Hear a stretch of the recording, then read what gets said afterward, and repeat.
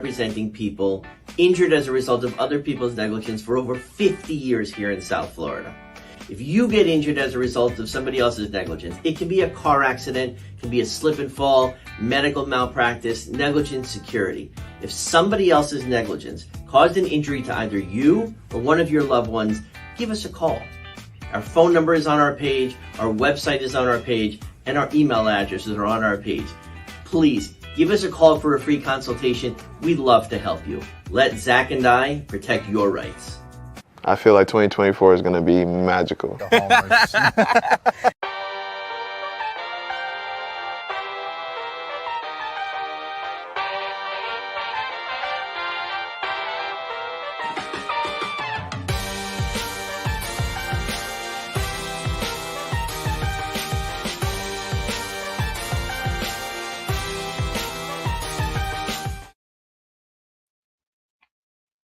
Fish on First Live coming at you here for the series opener between the Marlins and the Mariners, surrounded as usual by my esteemed panel of experts.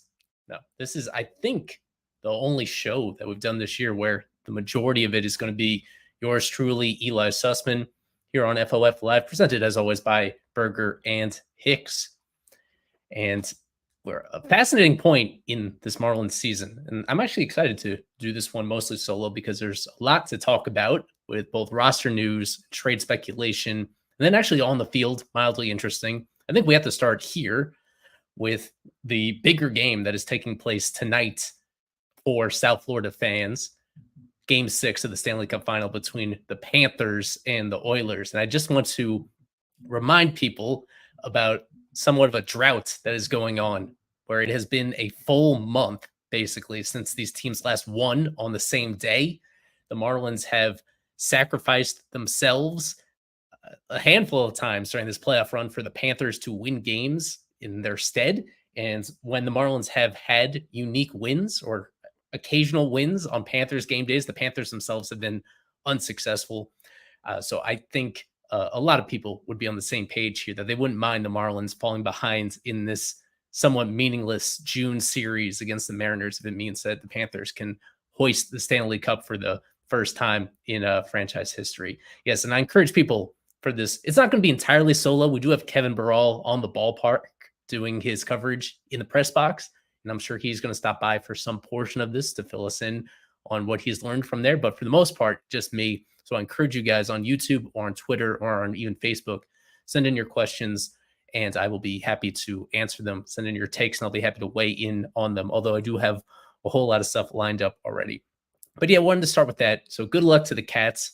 I'm not a hockey guy, but I'll probably be watching some portion of this Panthers game once the Marlins game is over. So I hope everybody that is a Panthers fan, wishing you guys all the best. Yeah, had to acknowledge it. I think the last time these teams played on the same day, the Marlins won. I think they won that game of the Cardinals series, and that was the Panthers losing game 5 in order for that series to continue. So that brings us to this past series between the Marlins and the Cardinals. I'm going to go into this really quickly.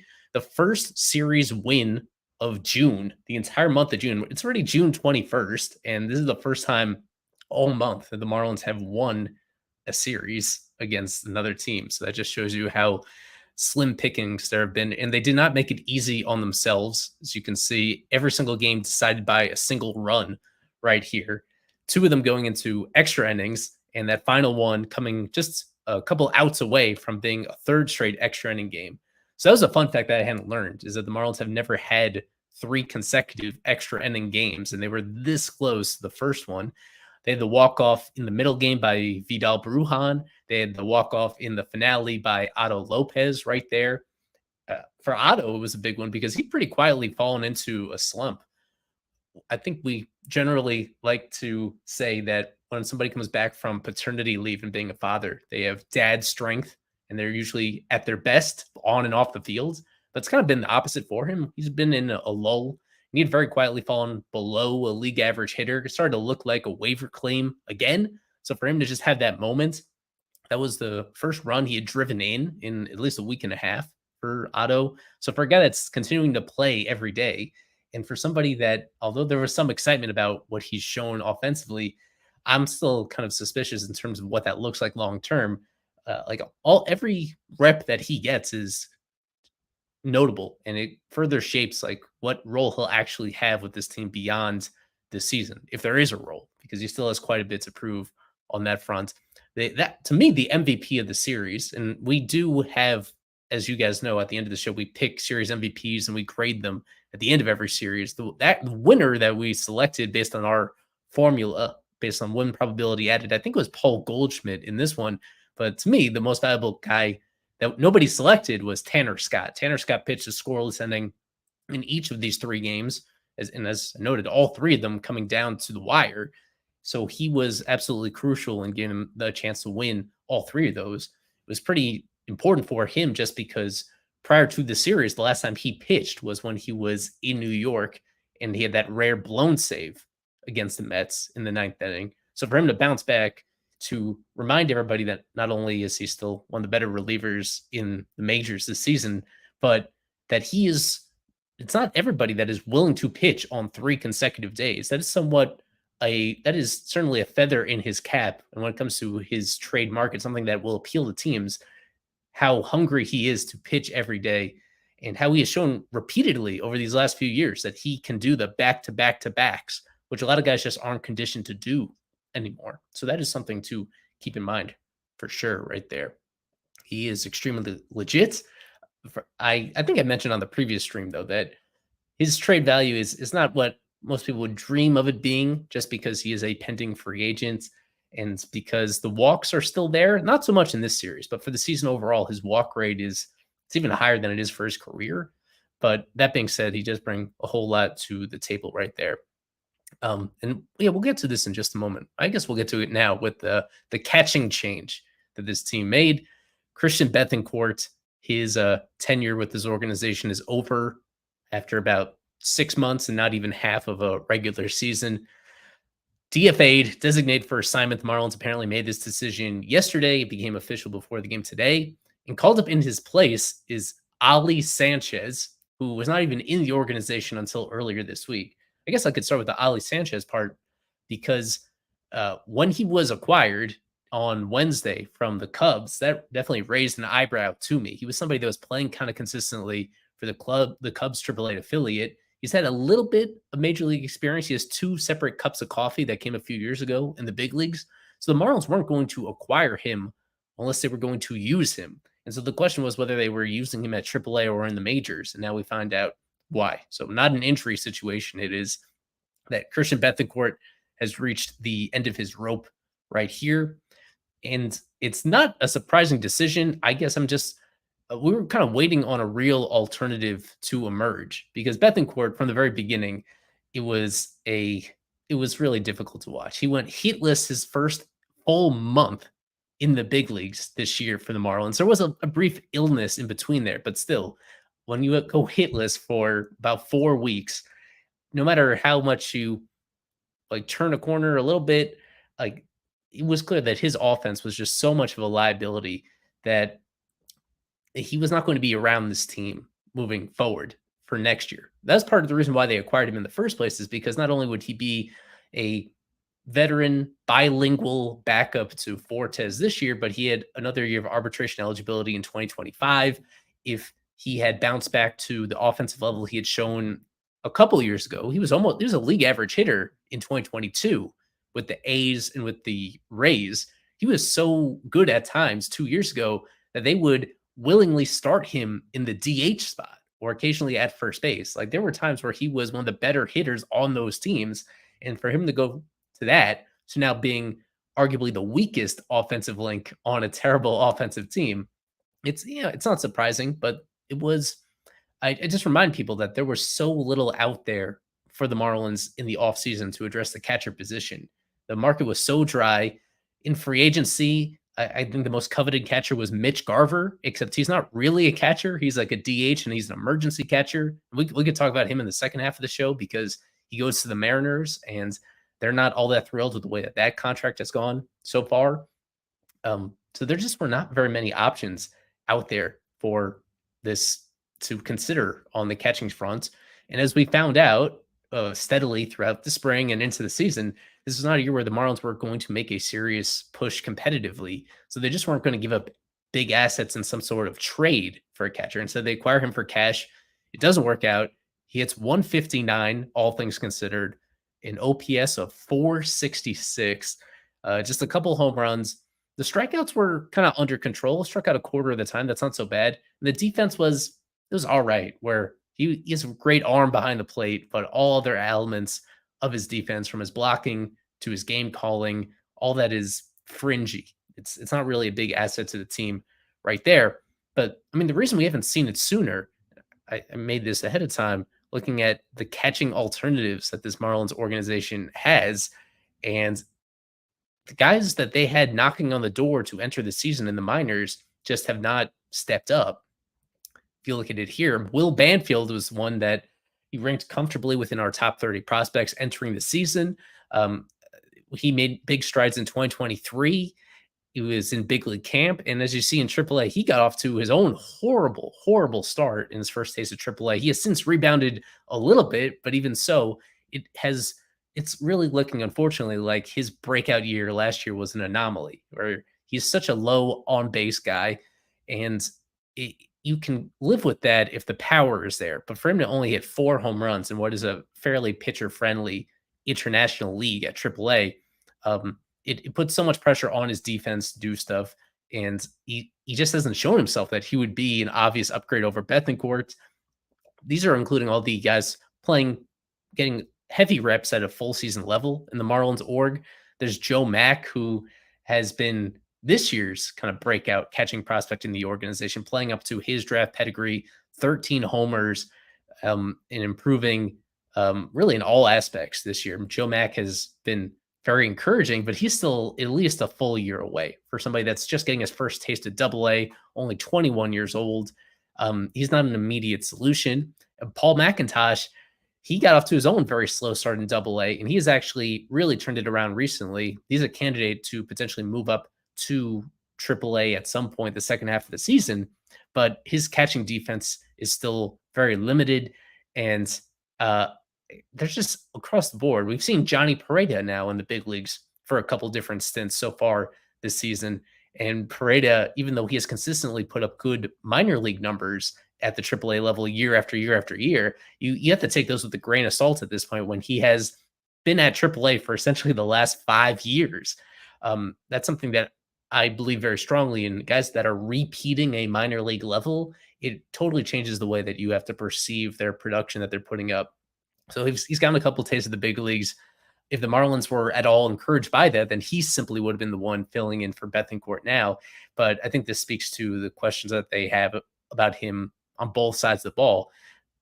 So I think the timing there wasn't really like a obvious time for the Marlins to do this, just because these alternatives aren't all that sexy. What I'll say with Ali Sanchez, for those who haven't seen him before, here he is. He spent a bunch of years with the Mets organization, signed and developed by them out of Venezuela. And since then, he has been the epitome of a journeyman. I believe this is his 6th different major league organization in the last 5 years. So he has really bounced around. It might be even more than that if you include like spring training sessions and changing teams that way. That being said, he's actually younger than Nick Fortes, believe it or not.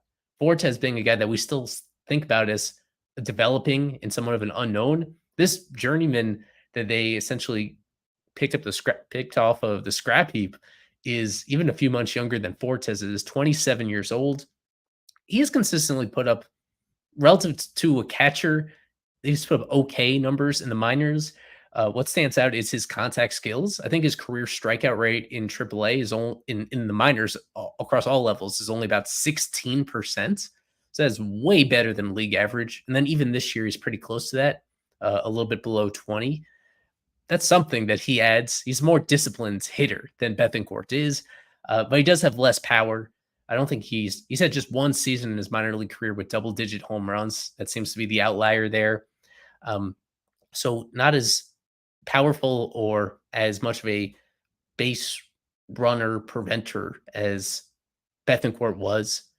Doesn't have the same profile, all things considered. And What this signals, though, is that Fortes is going to get even more reps than he's gotten to this point in the season. That's probably the biggest takeaway from the timing of this, is they're just ready to have Fortes sink or swim at this point. Bethancourt was, even though he was kind of the backup at the start of the year, they were almost splitting playing time down the middle. And they've reached a point where Bethancourt very clearly is not part of their future, whereas Fortes, he still has a tiny chance to be, or at least as a backup, he has a good chance of being, but there's still a tiny bit of hope for him as a defensive-minded primary catcher, but he'll need the reps to sink or swim this year. So to me, that's what this really signals, where they waited as long as they could for one of these alternatives like Banfield or McIntosh or Johnny Prada to show them something new that would get them excited. And eventually they just want to have a more prototypical backup in Ali Sanchez right there.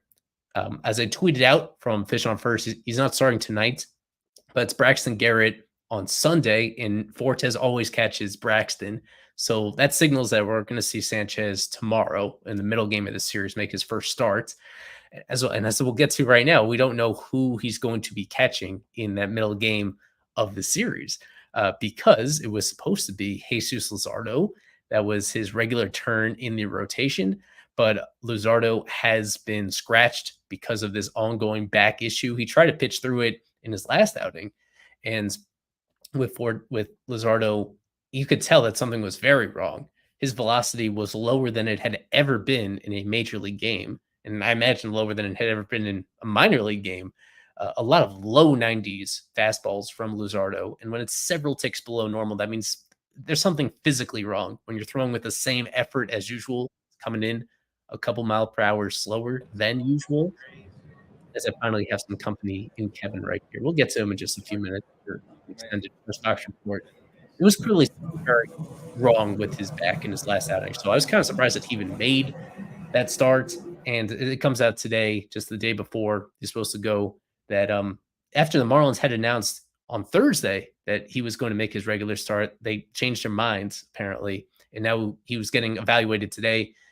We still haven't heard exactly what the outcome of that evaluation is, but they now have another void in their rotation. And the question is simply whether they'll try to like patch it together for one start with the bullpen, or whether they'll actually need to put Luzardo on the injured list again after already going on the IL just earlier this year with an arm issue. Now it could be his back. They may have to just put him on the IL in order to bring up a fresh arm and fill in for him. I'll go to Kevin right now because I need all the help I can get anyway. Let's start with the injury situation, Kevin, because this is one of the longer injury reports that the Marlins have given out this year.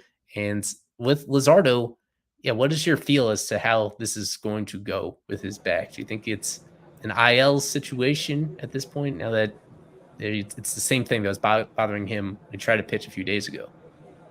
Yeah, I think we'll find out more about it, honestly, tomorrow. Looks like Skip already does have a starter for tomorrow, so we'll see who that is. We're supposed to find out after the game tonight. But we haven't spoken to Luzardo. He was at that event today, so I don't know if he was asked about it at that charity event that they were at. But he looked fine. I saw him today. Obviously, he's in there for further evaluation with his back. Skip said that really he should have been scratched from his last start had it not been for him really pushing to go out there. And, we'll see how it ends up. Looks all right for now, but definitely, a back that if your back hurts, it definitely affects the way you throw and the way you really move on the mound. So, they probably thought it just wasn't right for him to go out there today or tomorrow. Yeah. So from the rest of the injury updates, all the guys with major injuries are still throwing. Edward is going to make his second rehab start on Tuesday. I think he'll need at least one more after that. And then we were talking in our chat about Brian Hoeing, that he's working on a starting pitcher schedule. Like, he pitched last night, and then 5 days later, he's going to pitch again, and he's going to pitch an extra inning. So that smells to me like they're going to stretch him out as a starter. But what do you think about that, Daniel? Do you think he's somehow going to re-enter this rotation mix with all the guys that they're missing? Or is this just to have him ready as a long man because of how much they need innings and somebody in that role? I know Skip mentioned he liked Hoeing in terms of him being able to give the team pitches and give them quality innings.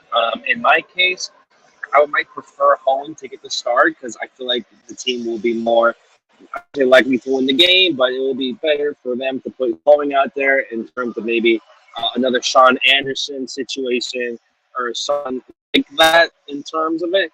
They put more trust into Hoeing. We see it in the past last season. I know he had some hiccups also as well, but I feel like if they're stretching him out to this point, don't like I will see that Hoeing might get a couple starts. I would be more entwined with him getting a couple starts with Skip. Skip's done it before in the past. And again, with Jesus Luzardo having an injury, Ryan Weathers still out. It just seems like having Hoeing there would give the team some more must-needed pitches and more innings. You seen him again last year as a quality starter. I would probably put it more so in the style. Thank you. Put it more so that Hoeing out there. I believe we might see Hoeing having a couple starts for the Marlins if they're currently stretching him out this way. But they can again bullpen game and then have Hoeing go out there and have maybe a couple 3-4 innings at the most for them. Yeah. So I have my speculation. It just came out that Monteverde is back at AAA and he's starting tonight. Their scheduled starter tomorrow is Kyle Tyler. So like he's on schedule to work tomorrow. Maybe they could scratch him, but somebody who's not scheduled to start for Jacksonville in the coming days is Sean Anderson. He's not eligible to come back unless it's a corresponding move for an injury. So my educated guess is going to be that what happens is that they put Luzardo on the IL and then bring up Sean Anderson to redeem himself potentially after his Marlins debut did not go well last Friday. This is just my speculation, but the fact that they're not even listing him for a start and that he's fully rested and that he's on the 40-man roster already, my educated guess is that we see Sean Anderson part 2. So that, just to remind people, that did not go well his first time in Washington. I think he led 7 earned runs in that game, but we might see him. It's superhero night at the ballpark. Have you guys seen any interesting superhero activations or people dressing up in capes or anything like that? They have a big billboard in the middle, DC Superhero Night, that kind of flashes different bats. But no, we haven't seen that. I might have to go down in the middle of the game, see if I can talk to Batman or Superman or maybe the Green Lantern. I know last year I asked a couple players their favorite superhero, so maybe tonight would have been the perfect night to ask some of those questions for those guys. But I'll just reporting. I'll do some investigative reporting and see if I can talk to any superhero. Maybe Swain here, maybe he wants to buy the team. I'll see if I can find that out. I did see those shirts. They're giving them out behind the Marlins Auto Nation alley. So yes, those shirts are there. Fans are getting them. So yeah. Oh, and they're not right now. They're flashing the superhero thing on the board. I wanted to get back to Luzardo quickly on this. Now he hasn't officially gone on the IL, but with the likelihood that he might, and that he's just not like pitching like his usual self, even when he's been on the mound. He's got an ERA of 5 this year, and the velo has been inconsistent, and for the most part, it's been lower than the last few years. Even if everything goes well, he has like 5, maybe 6 starts at most before the deadline. At this point, do you guys think that it should just all the trade speculation? This is a guy that was picked by Ken Rosenthal, among others, as the most likely guy to move at the deadline. But now that he's got this injury thing, he's underperforming.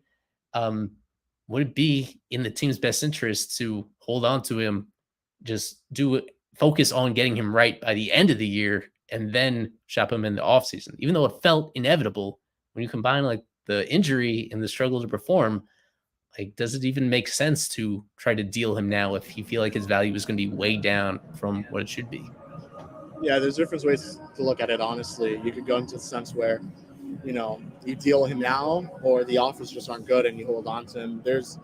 I think everyone needs to know there is a world where they hold on to Luzardo for a bit, just given the circumstances of the injuries and just maybe the offers not being there and the ability with the amount of control that he has. I believe he's a free agent in 2027. So you have another year of Luzardo after that. So maybe the offers won't be as good as what they could have been had he been healthy, but we'll see what happens there with Luzardo. I don't know why I'm getting the sense that he won't be traded, but there's obviously, teams are going to be calling no matter what. He's shown that he can be really good, pitched a career high in innings last year. He surpassed 200 strikeouts, the most by a left-handed pitcher in Marlins history. So, yeah, there's a lot of ways to look at it. Marlins aren't going to extend him. You might as well trade him and get something back. But I think Craig Mish mentioned this in our spaces not too long ago, how the Joey Ortiz DL Hall trade may have been the best at the moment. And right now, Joey Ortiz is playing really well for the Brewers. So you probably could have gone with that trade and you would be having the shortstop of the future right now. But Miami wants a lot of guys, and we recently saw a report from Baltimore that they're willing to part with Samuel Basallo, which is one of their top catching prospects, one of the top prospects in baseball. So maybe you would have to add a Tanner Scott to that trade, and you could make something work. Yeah, the issue is that I just don't know what the market's going to look like if teams don't trust him to be a postseason starter. Like, he's somebody that I think teams would like to have in their rotation the rest of the season.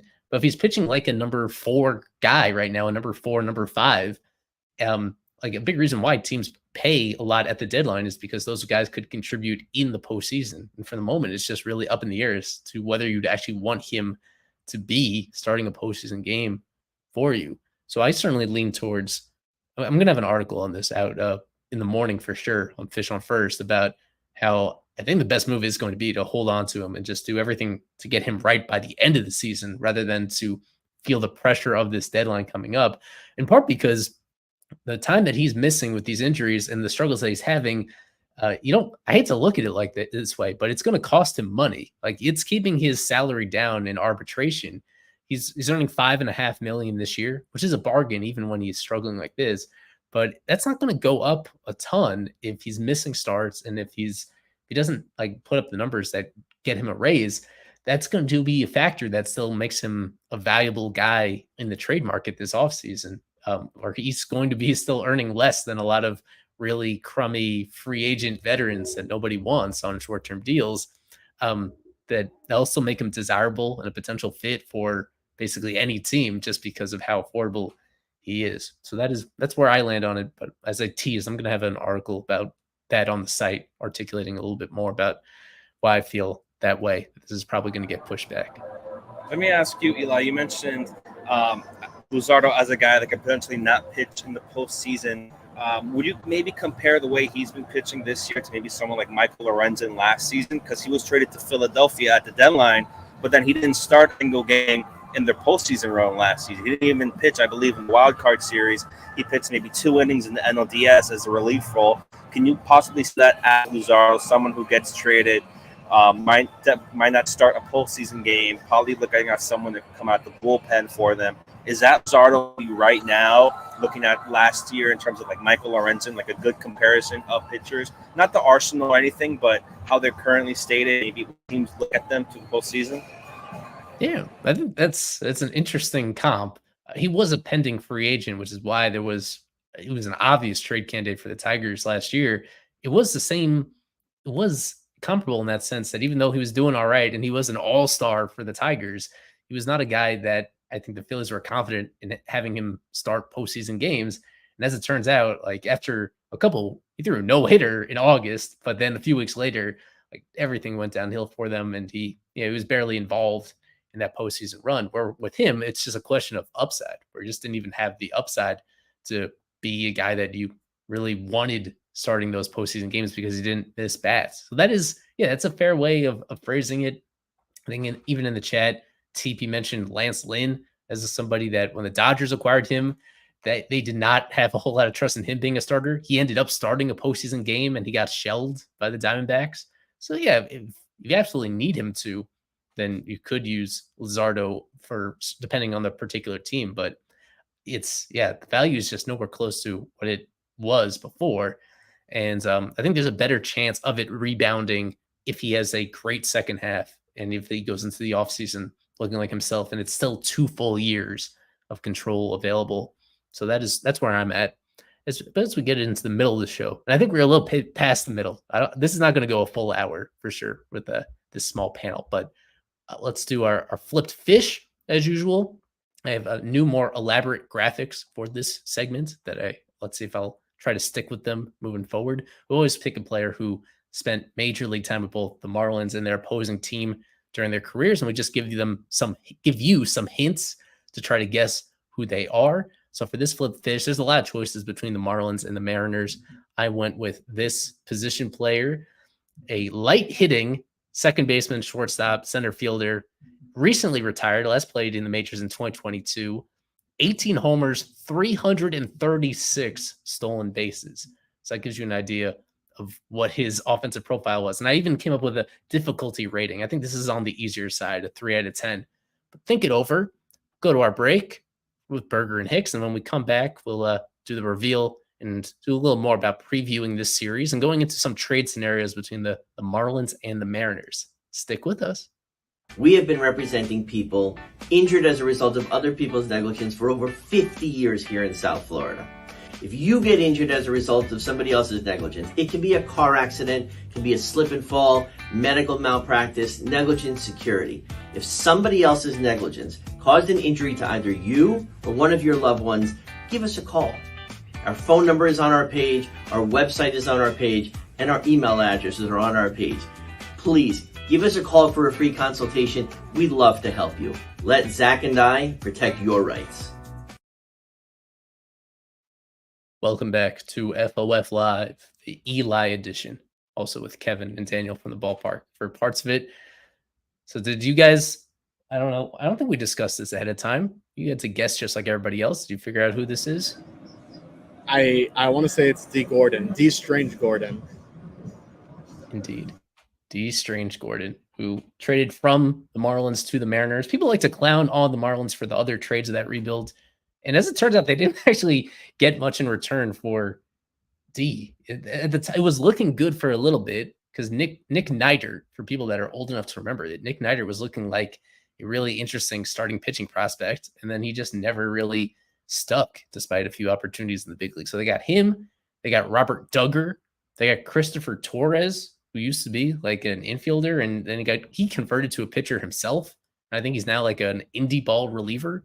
So they didn't get anything from that, but also D just wasn't productive for the Mariners either. They tried to convert him into an outfielder, and he just didn't hit the same way or run the same way that he used to as he got to that phase of his career. What I wanted to get to, and I think we'll do this on a lot of shows over the next month, is potential trades between the Marlins and when they're playing a competitive team like the Mariners right here. Because I do think there are some, I think they're a decent trade fit between each other to this point. The Mariners are kind of like the best version of what the Marlins thought their season could look like, where their rotation looks awesome 1 through 5 guys that can shove on any given night. And then their bullpen is kind of good. And they have a superstar in the middle of their position player core in Julio. And then the rest of their like offensive pieces are all very meh, from meh to really bad. Like they just do not score a whole lot of runs at all. And they can need some help when it comes to that. Well, let me just pull up the position player group right here that they have on the roster at the moment.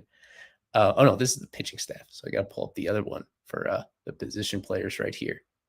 Yeah, they've Julio and they've Cal Raleigh, who I think was great last year, but even he has taken a decent step down from where he used to be.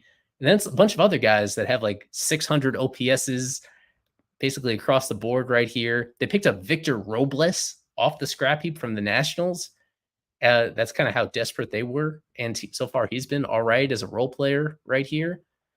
But to me, I think the most likely trade fit of a substantial trade that they could do, this really does seem like a good landing spot for Brian De La Cruz to me, because they're giving a lot of DH time and a lot of corner outfield time to Mitch Haniger. They love Mitch Haniger over there, but he's washed. He's been terrible now 2 years in a row. And also they have, competing for those same amount of playing time, they have Victor Robles as well, who is hit all right in like a tiny sample. But overall, he's well past the point of his career where he gives you anything offensively. So they have like these openings in the corner outfield spots for somebody like DLC, who's not a superstar player, but he kind of fills the void that they haven't really addressed with was Teoscar Hernandez when he left as a free agent last year. So DLC could kind of be a light version of that, except with several years of control ahead of him. And even though he's not a guy that you want batting in the heart of your lineup, he is somebody that could still play close to every day for most teams between the DH and the corner outfield spots. So what do you guys think about that as an idea, as somebody that could bring back a couple decent prospects in return? Not a huge haul, probably not a top 100 overall prospect, but still could make like a significant difference in terms of this farm system if they were able to do that. Yeah, I mean, it makes a lot of sense. Offensively, it's a good acquisition at the end of the day. You get a bat that they need in the line, the middle of the order guy, to be honest. He's been hitting towards the top of the order a lot. But, definitely an interesting fit. Offensively, defensively, we'll have to see. He's not very good out there, so he's going to be playing left field tonight. But, yeah, I mean, they have some interesting prospects. I believe also a couple years of control left. And some of the prospects, Cole Young, Harry Ford, Cole Emerson, all guys who I would assume the Marlins could absolutely use, especially someone like a Harry Ford who's been really good in that farm system. I guess you look a little lower like a Ryan Bliss. Just got to look about. I guess what Craig was mentioning a lot of was he believes it'll be very young guys, like 18-year-olds, and that's probably outside the top 100 in a couple of circumstances, or even just looking at the bottom of a top 30 list like Seattle's. But Mariners are a really good farm system. They've been good for a couple of years now. They had Julio in there and George Kirby. I believe Logan Gilbert was also in that farm system. I mean, you talk about offense, that's definitely what they need. Maybe Jazz would make sense there if you want to move into right field or one of the corner spots in the outfield. I know that's been a conversation we've noted a couple times on our group chat here on the live streams that it could be a possibility. So that's definitely another name that probably would garner you one of a higher level prospect to say, the least. But yeah, I really don't see a world where they're going to trade for at least a starting pitcher. Maybe a reliever makes a little bit more sense in that case. Just given the starting rotation right now is freaking great. There's just no other way to put it. Kirby, Logan Gilbert, Brian Wu, Bryce Miller. I'm sorry, and I believe they have another piece out there too. So yeah, we'll see what happens, but De La Cruz probably makes the most sense right now. And obviously, I missed Luis Castillo in that rotation. They're set. Luis Castillo was like the weak link of their rotation at the moment. That's how deep they are and talented they are right now. The other one, the one that really fits on any contender is Tanner Scott, especially in this situation because their bullpen is almost all right-handed right here. Look at that. Their entire pitching staff is righty except for Taylor Saucedo, who's having a good year, and he was all right last year. He's like a classic lefty matchup guy, but not an overpowering high leverage lefty guy. So like Tanner Scott is one that he fits anywhere because you could simply, in this case, they have 4 guys with options, and they're not going to send down Munoz, but they have guys at the bottom of that bullpen depth chart. Just send them down. You can fit room for Tanner, and he can pitch. Even if he's not going to close for you, he still has value as like a high leverage reliever in important spots.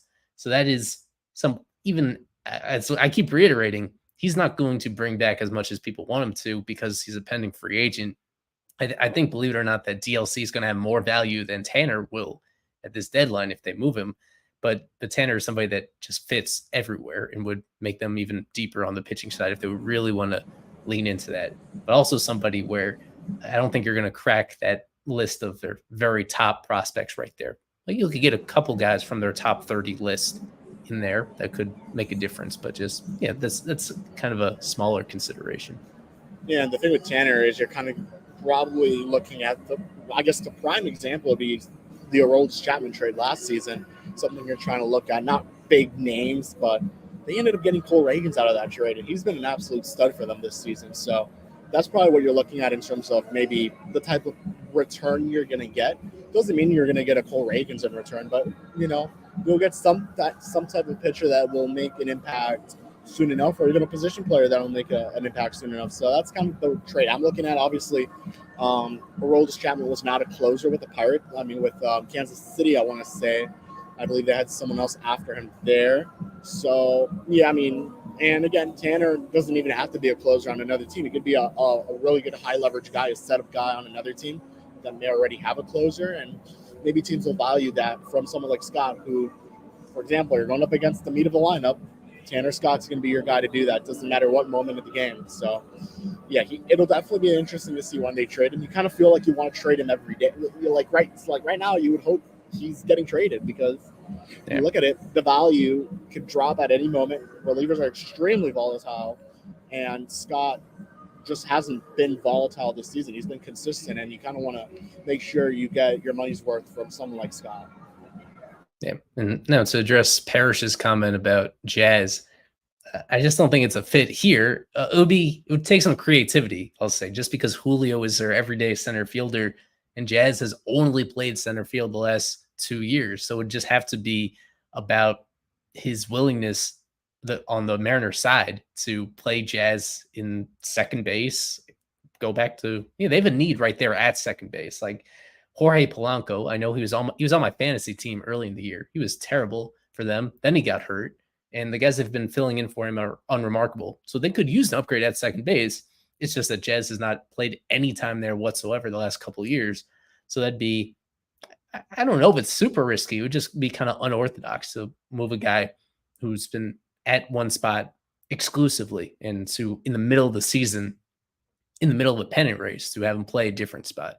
So yeah, I wouldn't totally rule it out, but I just think there are probably other teams that would teams that have a more obvious center field need. That feels like a more likely Jazz spot if they do move Jazz. And we should mention with Jazz that Jazz has been playing really well. I'll just pull up the lineups at this point because Jazz, somebody pointed out that there was that poll where he was voted the most overrated player in baseball, and since then he's hitting like 420.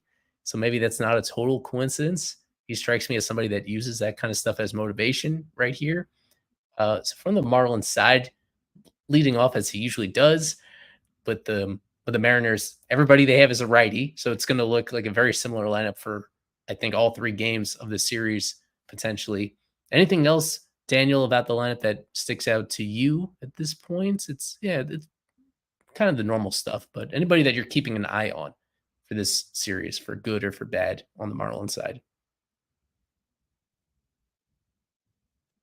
I'd say the number one person to really keep your eye on, maybe underrated, is Otto Lopez. I know Kit mentioned that he's kind of been struggling as a bit, and then him getting that walk-off was really great for him in the spirits. Otto Lopez mentioned he's trying to be more patient, more calm, especially in those key situations, and the way he's really been performing this year. Otto Lopez looking to use him a little bit more, just how well he's been performing. I think when we look at someone like Otto Lopez, who again, waiver claim, almost an afterthought coming into the season, I think looking at him and the way he progressed, especially playing the second base position, playing some of the infield, it'll be really interesting to see how he matches up with George Kirby, someone, again, who barely walks anyone. I think the main storyline for this game was to see how many walks the Marlins will be able to get against George Kirby. I think that's a real main takeaway of it. But for individual players, I'll love to see what Otto Lopez can do coming off that walk-off, and he continue his upward trend to being one of the top rookies this season. Because if he can do that, then he might have a place to stay for the foreseeable future. Yeah. What is your over-under for walks tonight? 1.5 total walks for the Marlins. Are they going over or under? I told Kevin if Tim Anderson gets 2 walks, I owe him a press box meal. But I don't think Tim will get 2 walks in total. It'll be under. He didn't walk anyone in his last start. In fact, he struck out 10 against the Marlins. So, yeah, he is really, really good. He at the point last year where they faced him, it's been just a year and 7 days since they last faced George Kirby. A year and 8 days. I'm sorry. So, you're kind of looking around the same timeline. Kirby looked a lot better last year in terms of ERA and all those stats, but he still leads the league in walk rate with the lowest walk rate. So, and the Marlins do strike out a lot. The Marlins don't really walk too much, so it'll be interesting. The theme for this series is that the the Mariners are number 1 in baseball pitching wise at limiting walks, and the Marlins are dead last on the hitting side in taking walks. It could not be more of a strength versus weakness, and it's just a matter of how far the Mariners take advantage of that. They're the complete opposite ends of the spectrum when it comes to that. So it's going to be about guys that rake. How many singles can Tim Anderson get? Because that's kind of all they're going to just need to hit their way out of this. They're not going to get on base in that aspect. Quickly going over to the Mariners side right here. As I touched on, they have not been a good offensive team either. A little bit better than the Marlins. Julio is, even though the underlying stats look pretty good, like he still is not overwhelming. He's not having the kind of year that they expected of him. He's still OPSing 667. He has 7 home runs this entire season to this point in the middle of their lineup. And yet they continue to play him every day. He's still a good player overall. It's just he's so far removed from being a superstar if he's not going to hit for power the same way that he used to. Other than that, I called up both Haniger and Robles. Like those are guys that just don't get playing time on a lot of other really first place teams across the league, and yet they're both in the starting lineup for Seattle tonight. So I think that just speaks to how it is that they just don't have a ton of great alternatives right now, and how they could really use help at those positions when it comes to the trade deadline time. Anybody, Kevin, aside from Julio, that you're really interested in seeing up close tonight? I mean, I'm surprised because this is a lineup with some really good names that have really had a lot of success in the last year or two. I mean, you look at a Mitch Garver. He was really, really good last year for the Rangers, and obviously not working out this season for him. Dylan Moore is going to be an interesting game. He hasn't been very good, but he's a Florida guy. J.P. Crawford, I think he's been good. I'm not sure. I know he walked it off not too long ago, I want to say. And then they have their young prospect, Ryan Bliss, at second base. So that'll be a fun watch, just given he was one of the top guys in the system, top 30 guy. But, yeah, we'll see how it goes. A lineup with that really looks like it's getting carried by Julio Rodriguez. But, just on, I guess just maybe looking at it on paper. But, yeah, it's struggled a lot this season. And, I mean, I wouldn't be surprised if we see a very low-scoring game all 3 days here in Miami. Man, Cal Raleigh, he's a fun watch. Yeah, he's fun.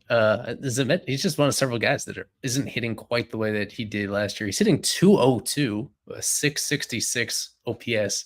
For a lot of catchers, that's fine. The Marlins would die for that. The Marlins would absolutely love to have him as their catcher, but for a lot of teams, he's not batting in the middle of their lineup the way that he is. Quickly to address this Josh Bell thing, it depends like how Bell plays over the next month. I mean, for now, he's just not a big upgrade over what they currently have right now at all. Like I could see him. It really just depends on him picking it up performance-wise. At this very moment where he's below average hitter and you're not getting anything from him defensively, and his power has been kind of fringy. He's on pace for only like 17 home runs this year, 16, 17. The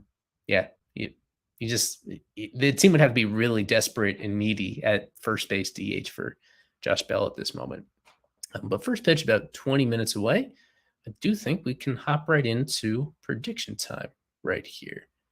Eli, play the video. This is prediction time. I don't want to toot my own horn here, but I'm really good at this. Prediction time, as always, our final segment of the show. A quick check-in on the leaderboard that we have right here. Familiar name at the top of said leaderboard. It is still Mr. Daniel right there, just by 1 point ahead of our top super subs. And there is myself tied for 9th place. We have Kevin tied for 12th place right there. You can play along, make predictions all season long with us on fishonfirst.com when you become a super sub. And you can take advantage of the team's mediocrity or their success.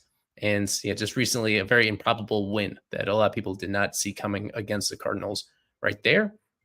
So these guys already sent in a prediction time video for us earlier today that they recorded at the ballpark. So let me just cue that up and see what we have to think. The two of you and a special guest from Lone Depot. All right, Eli, we're here live for our prediction time video. I'm going to take Seattle sweeps the series. I think their pitching rotation for this series is going to be too much for the Marlins. My MVP is going to be George Kirby. Kevin. I'm going to take the Mariners 2 out of 3, and George Kirby as well will be my series MVP. And our guest, Jonathan Anderson. I'm going to take them 2 out of 3, the Mariners. They're going to win 2 out of 3. And I'm going to go with my former classmate. I'm going to go with Logan Gilbert getting MVP this series. All right, a lot of Mariners love here. Back to you, Eli. Did he explain what the classmate connection was with Logan Gilbert? How is Jonathan Anderson connected? We did an interview with Logan Gilbert, so he'll went more in depth about his relationship with Logan and going to the same high school, I believe. They went to the same high school. Yeah. I think Jonathan is a year younger than Gilbert, so yeah. All right. And on a warning for you guys that me and Jonathan were negotiating a fantasy baseball trade, a pretty big one that should be going through later tonight that will shake up the race that we got going on. The first trade that potentially, I don't know. And so it's up to him to accept. I sent over the proposal. We'll see how that goes. So a quick look at some super sub predictions. Most people actually, it's split pretty evenly between the Marlins and the Mariners. This doesn't even include LMF. LMF is going with the Marlins as well. So it's pretty split down the middle between Mariners and Marlins right here. And it's going to be just me for the this recorded segment. So I could go even longer than usual if I want to on here about my prediction for this one. And I did have to make a change at the fairly last moment because of the Luzardo news that just came out. So now that we have the music queued up, I am going to go with the Mariners. Seattle 2 out of 3. I wanted to go with the Marlins so badly because I've watched Seattle pretty closely. I've lost some money expecting the Mariners to win games recently, and their offense just stalls at these really unpredictable times. I think these will be really close games, and I'm not really intimidated by the names in the Mariners rotation. It's just that with Miami, there's going to be one game in here where their pitching just can't keep up. When you have Trevor Rogers, you don't know what you're going to get from Trevor.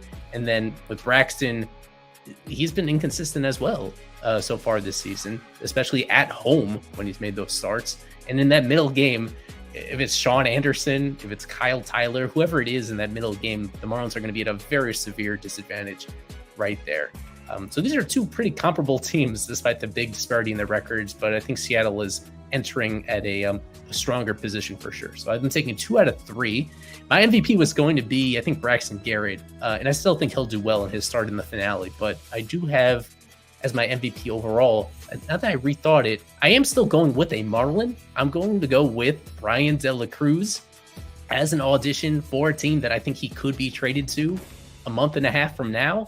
This is his best opportunity to make an impression and to get himself into a winning situation. And he's overall just been such a steady presence near the top of this Marlins lineup. So he's going to be in there all 3 games. I think at least one of those games is going to have, if not a homer, then a couple runs driven in for the Marlins to help them salvage just one at the end of this 3-game set. That will do it for our show right here. So for Kevin, for Daniel, I've been Eli Sussman here on FOF Live. We're with you at the start of every single series right here, and hoping that the Panthers pull it out. As a reminder, you can't have both. You can't have the Marlins win and the Panthers win on the same night. So it's going to get really dicey here if the Marlins win and then the Panthers take the ice, knowing that what history says about what may or may not happen with them. I know they, at all costs, they want to avoid a Game 7 after leading 3-0 in the first place. Even not as a hockey fan, not as a Panthers fan. I hope they close it out and win the cup for the first time in franchise history. So we'll be back with a new show on Monday. Have a great weekend, guys. Thanks for supporting what we do over here at FOF. As always, go fish.